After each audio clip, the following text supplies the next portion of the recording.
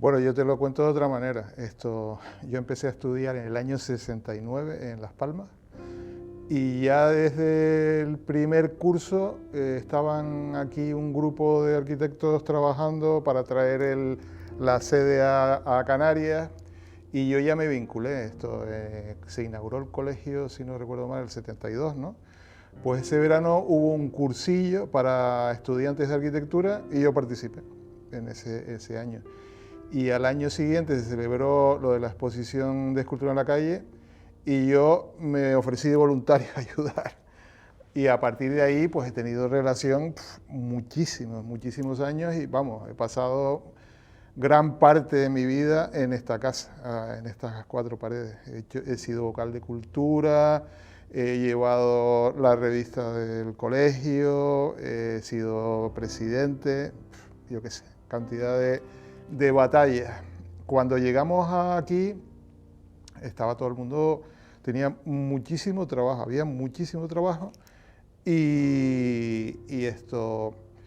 ese año que terminé la carrera me inscribí, pero vamos, inmediatamente me fui a hacer la mili, por así decirlo, y volví al año siguiente en el 78 y en ese invierno hicimos lo que se llamó, una exposición que se llamó Arquitectura en Tenerife, que lo organizamos unos cuantos compañeros de mi generación, Germán Delgado, Hugo Luengo, y seguro que me olvido porque ya han pasado tantísimos años, y hicimos un esfuerzo que trajimos aquí a Rafael Moneo para que, bueno, la exposición consistía en le pedimos a todos los que tenían un montón de trabajo que trajeran alguna obra suya representativa, la colocamos en el salón de actos, la presentamos y vino Moneo a corregir.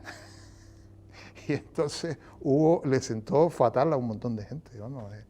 Decía, pero ¿qué se cree? Y tal, no sé cuánto, porque Moneo no se cortaba en esa época, bueno, y supongo que ahora igual, un pelo. Decía, este proyecto, no sé qué, es de aquel otro, no sé cuánto.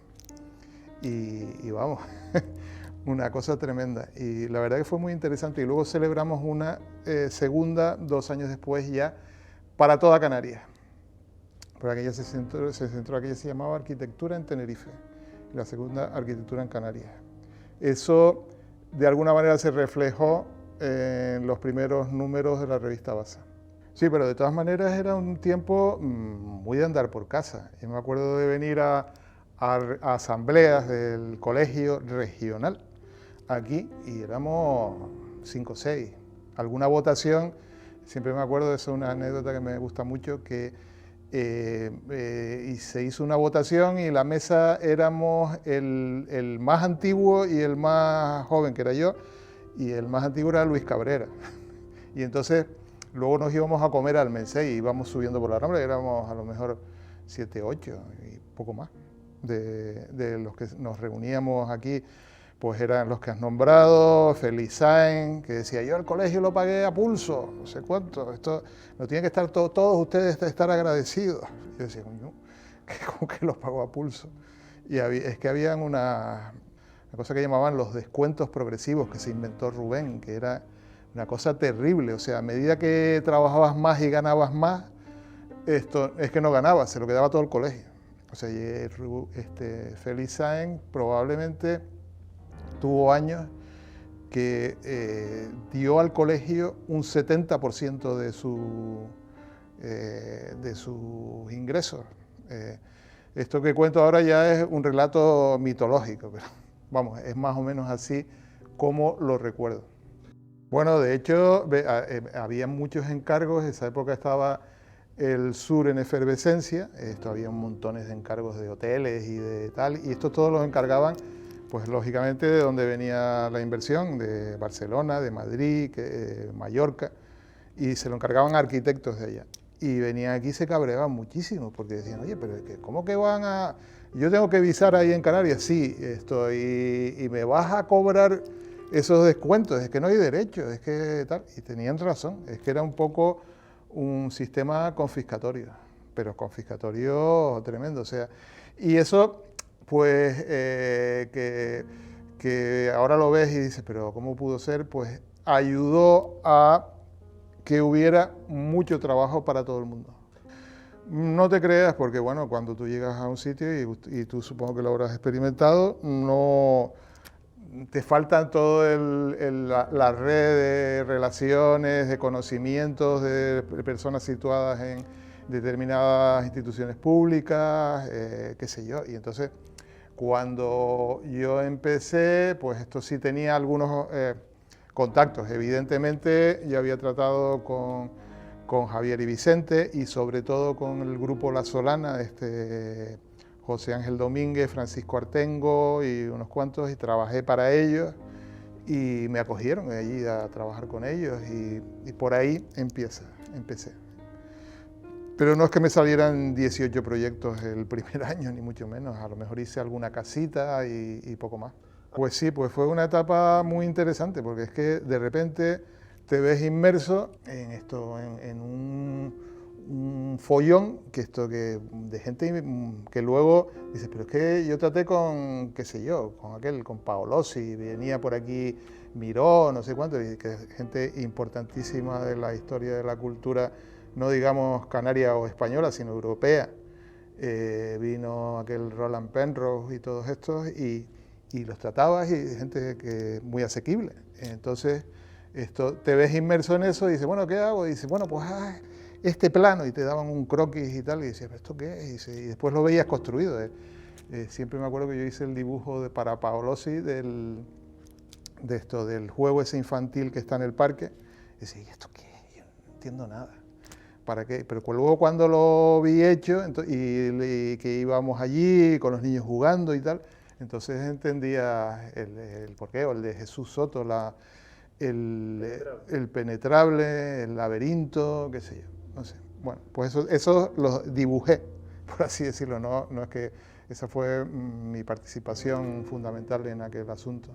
Sí, bueno, aquí estaba saliéndose de la posguerra, los años 70, con el cambio que supuso el turismo, y aquí había poquísimo movimiento, había algunos cenáculos por ahí que no conocía, sino eran todos amigos entre ellos y se reunían en determinados sitios, pero no los conocía. Y sin embargo aquí se aglutinó pues un grupo de gente, entre ellos por ejemplo alrededor de Eduardo Westerdal, era una persona que aparecía mucho por aquí, y su grupo pues te iba dando, decía, bueno, aquí hay pues interés por un desarrollo cultural y tal, y bueno, y después empezamos a reunirnos arquitectos de mayores y de nuestra generación entonces, los que acabamos de llegar, para hacer cosas, y queríamos ilusamente renovar las cosas y hacer otros asuntos. Decíamos, pero bueno, esta gente nada más que se ocupa del arte, de la pintura y de la escultura.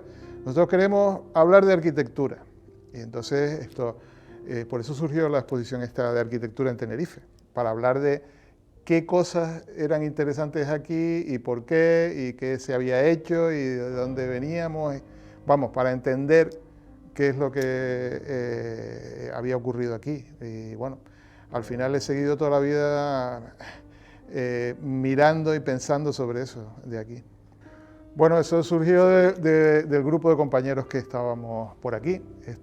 Digamos, el cogollo pues estaba formado por María Nieves Febles, Hugo Luengo, Germán Delgado, Maisa Navarro, y nos reuníamos para hablar y tal, y bueno, pues al final lo hacíamos todos nosotros, o sea, escribir, editar, corregir, ir a las imprentas, sacar las fotografías, prácticamente todo.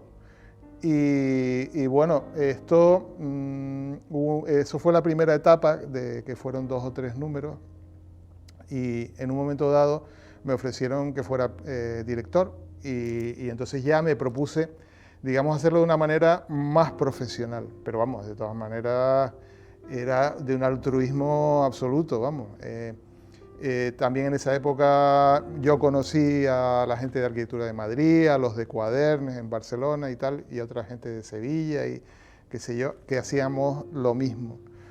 Y digo, bueno, pues ahora hay que hacerlo bien, y entonces contactamos con gente de la Escuela de Las Palmas y profesores estaba Sergio Pérez Parrilla, y montamos un equipo de redacción más potente. Y yo me ocupaba de, digamos, de la coordinación. Contratamos a un diseñador gráfico, a Pepe Jiménez Valladares, que ha hecho tantísimas cosas. Decidimos que la fotografía tenía que ser de fotógrafo, no ya nosotros haciendo los paripés, sino de fotógrafos profesionales. Y al final acabó convirtiéndose en casi una empresa, porque teníamos una secretaría de redacción que llevaba Ana Pérez, estaba Jorge Gorostiza también, que empezó a hacer sus pinitos de cine, escribiendo sobre cine, y ya decidimos, pues bueno, proyectarla al exterior, invertir en la proyección exterior, no solo hacerla para nosotros, que sacábamos al principio cuando fui yo director, en torno de 1000 ejemplares cada uno, que sacábamos uno al año y acabamos sacando 3 al año, que era un esfuerzo que no te imaginas de publicación, y decidimos proyectarlo, y cuando digo proyectarlo, pues está en la Biblioteca del Congreso de Estados Unidos, en el Royal Institute of British Architects en Londres, en Francia, en la Biblioteca Nacional, en todas las de la península, todas las escuelas de arquitectura, y llegamos a generar una red que luego cuando tropiezas a la gente dices, pero es que vi la revista de ustedes en, qué sé yo, en el GSD de Harvard y tal, y bueno, pues sí, esto pues lo mandábamos, y digamos, eso fue una palanca para proyectar lo que hacíamos aquí, y un montón de gente de por ahí decía, pues en Canarias se hacen cosas muy interesantes y de bastante calidad. El objetivo era establecer un marco de discusión colectiva, porque creo que es importantísimo saber lo que estamos haciendo y sobre todo lo que puede tener un interés disciplinar, arquitectura de calidad, y por qué unas cosas son mejores que otras, y hacer crítica de arquitectura. Yo he hecho toda la vida bastante crítica de arquitectura, creo que es fundamental, y eso, pues bueno, yo creo que no se hace. Hoy la crítica la hace el propio arquitecto como una promoción personal de su trabajo, pero falta una discusión, entiendo yo, de por qué unas cosas son mejores que otras, y por qué un trabajo, pues aparte de estar bien hecho, que es lo mínimo, la arquitectura que tiene esa cocina de ejecución es muy importante, pero ¿cuáles son los fundamentos estéticos y culturales de eso? Yo eso lo he hecho mucho en falta. Bueno, pues ha habido evidentemente tiempos muy buenos y otros muy malos, porque ha habido, qué sé yo, fácil 3, 4 crisis y remontadas después de recesiones, y la primera que yo no viví, sino la viví estudiante, que era la de la crisis del petróleo del año 73, bueno, pues frenó el asunto, luego volvió a resurgir y luego vinieron otras crisis. Lo que ha ocurrido en las últimas es que se ha generado un sistema bastante perverso que no permite el desarrollo de arquitectura. O sea, de arquitectura me refiero como aportación cultural, si no se considera un asunto sometido a 20.000 legislaciones, a una burocracia infernal, y hoy es muy difícil hacer arquitectura, y bueno, y hacer arquitectura de calidad es, vamos, una heroicidad en estos momentos, porque tienes que dedicar tanta energía y tanto esfuerzo a responder a requisitorias tan tremendas, que después de la crisis del año 2008, que se remontó algo a partir del 2012, y después con el asunto del COVID, y vino la reforma de la ley de contratos del sector público, que es una cosa terrible. Ahora ha salido la ley de arquitectura, que yo creo que no va a servir prácticamente para nada, es una petición ahí en abstracto, pero no tiene virtualidad. Hacer arquitectura en España y en Canarias de calidad hoy es muy difícil. En esta última etapa lo veo muy complicado. Yo creo Que primero hace falta interpretar el entorno de qué es lo que ocurre, que ya digo, en este momento es muy difícil, y intentar extraer claves para hacer cosas que estén bien, y después ahí tiene que haber un mayor apoyo institucional, que esto que cuando hubo las épocas de las vacas gordas, pues lo podíamos hacer nosotros porque teníamos recursos, pero ahora no es así. Y la arquitectura yo creo que es un elemento cultural fundamental porque es lo que conforma las ciudades, y en otros sitios pues se invierte mucho en eso.